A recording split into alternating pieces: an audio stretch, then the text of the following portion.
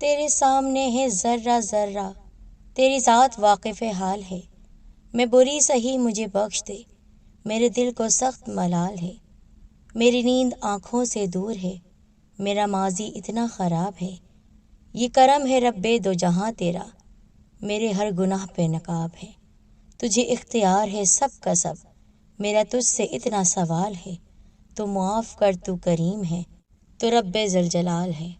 السلام علیکم ورحمۃ اللہ وبرکاتہ۔ بہنوں اور بھائیوں، آپ سب کو دل کی گہرائیوں سے خوش آمدید۔ اللہ والوں کے قصوں میں سے یہ ایک اور بیش قیمت نایاب قصہ لے کر آئے ہیں۔ ایک اللہ والے کی شادی بت عورت سے، پر کیسے؟ جاننے کے لیے مکمل واقعہ سنیے گا، اور ساتھ ساتھ اپنے ایمان کو تازہ کرتے ہوئے سبسکرائب کر دیں ہمارے چینل سیدہ ٹی وی کو، بیل آئیکن کو پریس کریں اور کلک کریں آل نوٹیفیکیشن پر۔ اسلام کی حق بات سیدہ ٹی وی کے ساتھ اولیاء کرام کے سچے واقعات میں یہ واقعہ کچھ اس طرح بیان کیا گیا ہے۔ پرانے وقتوں میں جس طرح بزرگان دین سفر کیا کرتے تھے دین اسلام کو پھیلانے کے لیے، اور آپ کے ساتھ آپ کے مصاحبین یعنی آپ کے ساتھی، آپ کے شاگرد ہوا کرتے تھے، تو ایک اللہ والے اپنے سفر پر نکلے ہوئے تھے۔ دور دراز کے علاقوں سے سفر کرتے کرتے وہ گزر رہے تھے۔ ان کے ساتھ ان کے 5 شاگرد تھے جو کہ فیض حاصل کر رہے تھے اللہ والے کی صحبت سے، کہ آگے جا کر آپ کے شاگرد تھک گئے اور کہا، حضرت ہمیں بھوک محسوس ہو رہی ہے، کیا ہم یہاں پر طعام کر سکتے ہیں، یعنی کھانا کھا سکتے ہیں، کچھ دیر کے لیے استراحت کر سکتے ہیں، ٹھہر سکتے ہیں؟ آپ نے فرمایا، بالکل، اگر بھوک لگی ہے تو کھانے کا انتظام بھی کیا جائے گا۔ تو آپ نے ایک درخت کو منتخب کیا اور اس درخت کے نیچے آپ بیٹھ گئے۔ آپ کے 5 شاگردوں میں سے آپ نے ایک شاگرد سے کہا، تم ذرا آگے جا کر دیکھو، کوئی بستی ہے، وہاں سے کھانے پینے کا انتظام کرو اور اپنے ساتھیوں کے لیے کھانا لے کر آؤ۔ اس نے آپ کے حکم کو بجا لا کر وہاں سے روانگی اختیار کی۔ وہ چلتا چلا جا رہا تھا، اس کو ایک بستی نظر آئی۔ وہ شاگرد اس بستی میں داخل ہوا، پر عجیب اس نے منظر دیکھا۔ وہ نظارہ ایسا تھا جس کو دیکھ کر وہ دنگ رہ گیا۔ وہ مزید آگے بڑھا، کیا دیکھا، ایک جگہ بوڑھے، بچے، جوان، عورتیں جمع ہیں اور اپنی زبان میں کچھ دہرا رہے ہیں، یعنی اپنے الفاظ میں کچھ کہہ رہے ہیں۔ اس نے آگے جا کر تجسس کے مارے دیکھنا چاہا، آخر یہ کیا پڑھ رہے ہیں اور کس کے آگے کھڑے ہو کر پڑھ رہے ہیں، آخر کون ہے اس جگہ۔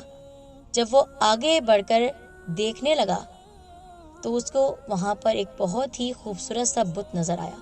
وہ بت ایک عورت کا تھا جس کو ہیرے جواہرات کے ہار پہنائے ہوئے تھے، سونے کے بڑے بڑے ہار اس نے پہنے ہوئے تھے، یہاں تک کہ اس کے بدن پر ایسا زرق برق لباس تھا جو کسی ملکہ یا رانی کو پہنایا جاتا ہے۔ اس شاگرد نے پہلی بار وہ بت دیکھا تھا۔ جب اس بت کو دیکھا تو دیکھتا ہی رہ گیا۔ اس عورت کا بت اس کے دل میں گھر کر گیا۔ وہ اس کو ایسے تک رہا تھا جیسے سامنے کوئی جیتی جاگتی عورت ہو، لیکن وہ عورت تو ہل بھی نہیں سکتی تھی۔ وہ مٹی کا بے جان بت تھا۔ لوگ اس کے سامنے کھڑے عقیدت سے نہ جانے کیا کہہ رہے تھے۔ اب یہاں پر آپ سنیے، وہ حضرت اپنے شاگردوں کے درمیان بیٹھے ہوئے اللہ تعالیٰ کا ذکر کر رہے تھے، لیکن جب کافی دیر ہو گئی، یعنی صبح سے شام ہو گئی اور ان کا شاگرد واپس نہیں آیا تو انہیں تشویش ہوئی۔ انہوں نے اپنے دوسرے شاگرد سے کہا، بیٹا جاؤ ذرا جا کر دیکھو کہ فلاں بستی میں جا کر آخر اسے کیا ہو گیا ہے، کب سے وہ کھانا لینے گیا ہے اور کھانا لے کر واپس نہیں آیا ہے، دیکھ کے آؤ کہیں کوئی مسئلہ تو نہیں ہو گیا۔ وہ شاگرد ادب سے اٹھا اور اس بستی میں پہنچا۔ پہلے تو وہ بھی دنگ ہی رہ گیا تھا، لیکن آگے جا کر اس کو اپنا وہ ساتھی نظر آیا۔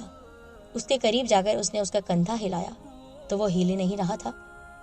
اس کو پریشانی ہوئی۔ وہ اس کے سامنے کھڑا ہو گیا اور اس کے سامنے ہاتھ ہلا کر کہنے لگا، اے میرے دوست، کیا ہوا تمہیں؟ یوں اس طرح یہاں پر تم بت بنے کیوں بیٹھے ہو؟ تو وہ کہنے لگا، پتھر کے بت کو دیکھ کر میں خود بت ہو گیا ہوں۔ کیا حسین عورت ہے، کیا خوبصورت عورت ہے، اس جیسی عورت میں نے آج تک نہیں دیکھی۔ اس کا ساتھی کہنے لگا، ہوش میں تو ہو، تم جانتے ہو کس کے بارے میں کیا کہہ رہے ہو؟ وہ کہنے لگا، میں نہیں جانتا، بس مجھے عشق ہو گیا ہے اس پتھر کے بت سے، اور اب اس کے سامنے سے ہٹنا محال ہے، میں اسے چھوڑ کر کہیں نہیں جاؤں گا۔ ارے تمہیں حضرت نے بھیجا تھا یہاں پر، تم نے ان کے حکم کو ٹالا ہے، اور وہ تمہارا انتظار کر رہے ہیں۔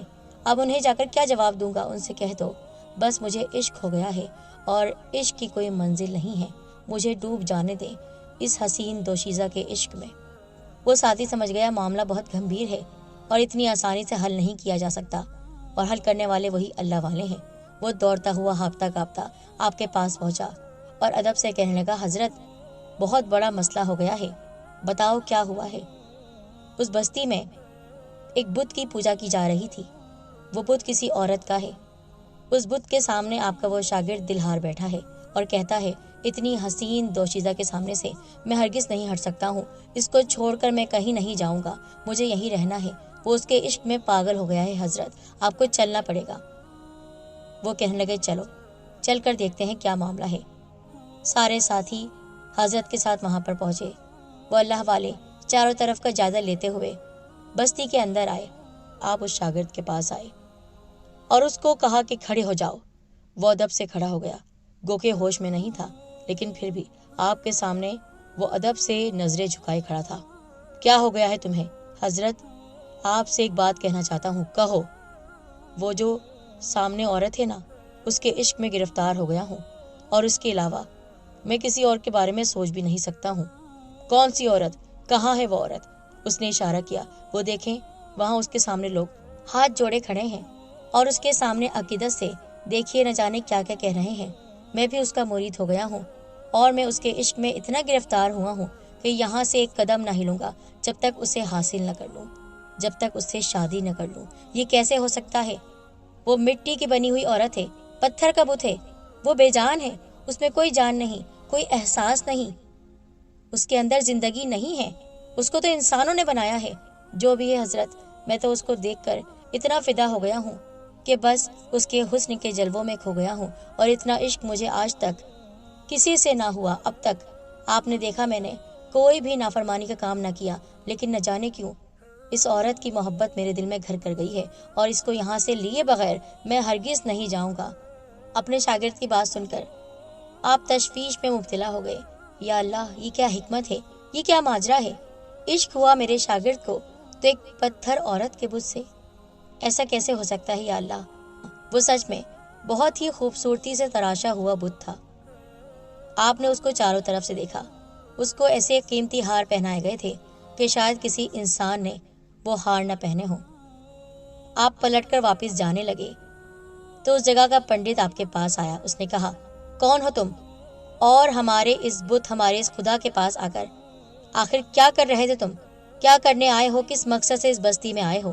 آپ رحمۃ اللہ علیہ نے فرمایا، دیکھو طیش میں نہ آؤ، ہم یہاں پر تمہیں کوئی نقصان پہنچانے نہیں آئے، بلکہ ہمارا شاگرد یہاں پر آیا تھا کھانے پینے کا سامان لینے۔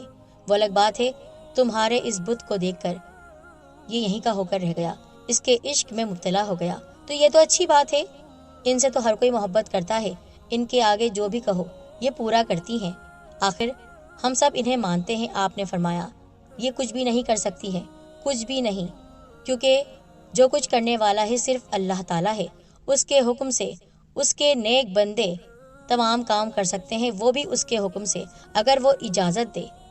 لیکن ایسی کوئی چیز جو کہ خود بے جان ہو، جسے خود انسانوں نے بنایا ہو، آخر اس کے اندر ایسی طاقت کیسے آ سکتی ہے کہ وہ کسی کی مرادیں پوری کر سکے؟ یہ کیا بات کہہ رہے ہو تم؟ گستاخی کر رہے ہو۔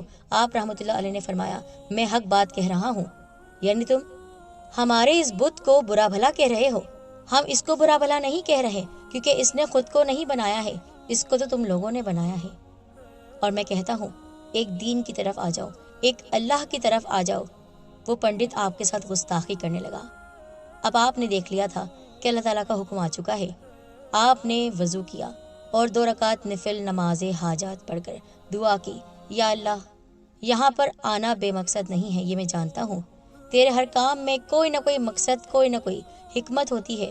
یا اللہ، اب تیرے ہی حکم سے اس پتھر کو تو زندہ کرے گا، تو سب کچھ کر سکتا ہے، تو سب کچھ کر سکتا ہے۔ آپ نماز پڑھ کے اٹھے۔ اے عورت کے بت، کیا تو مجھے سن رہا ہے؟ اللہ کے حکم سے تو زندہ عورت بن جا۔ آپ کے یہ کہنے کی دیر تھی کہ وہ بت جب تک بے جان تھا، سانس نہیں تھی، چل بھی نہیں سکتا تھا، وہ عورت زندہ ہو گئی، اور باقاعدہ ادب سے چلتی ہوئی آپ کے پاس آئی اور آپ کے پاس آ کر کہنے لگی، آپ کے اسی رب کے حکم سے جس کو آپ مانتے ہیں۔